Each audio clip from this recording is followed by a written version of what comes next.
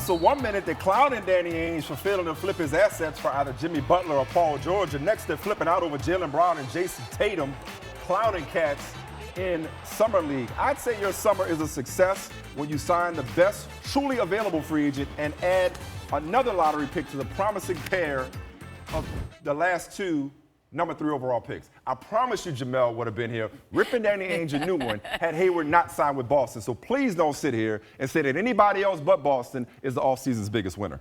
There is someone else, another team, besides Boston, who did have a great offseason. That ain't what I asked you. Okay. I can list about 5 that had great offseasons. Okay, I'm not giving Boston, I don't think that the hands-down runaway winner because I have another team. I want to hear the words. What?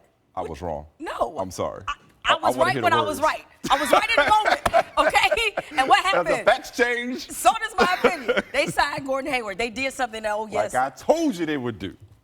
I told you. I'm sorry. Yes. That's you patting yourself on the back. Why did they make the trade at the deadline? Why did they make the trade on the draft night? Danny Ainge never saw a deal that he liked. What's he waiting on? I just wonder. I said they don't have to trade the assets. Wait for free agency. And if Indiana wouldn't have traded Paul George for Sabonis and Oladipo, maybe they could have got some of those assets and then substitute at both, but nonetheless. I was right to question them.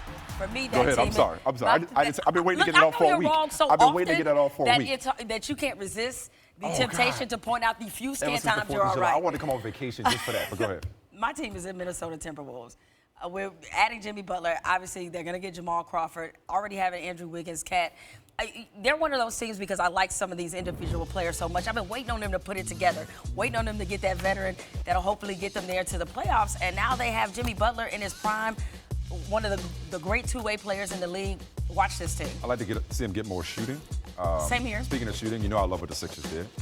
So the Of process course. coming to fruition, my other team. But no, you're right. A lot of teams had great offseasons. It's been fun. Last week, no shortage of news stories. Harden's the big winner, getting another extension and getting Chris Paul and maybe gets Melo. But who we kidding? You said earlier, how did the Warriors manage to win again? How did Durant takes a major discount, right? And they come back with more shooters. They get Iguodala and then they get Swaggy P. Yep.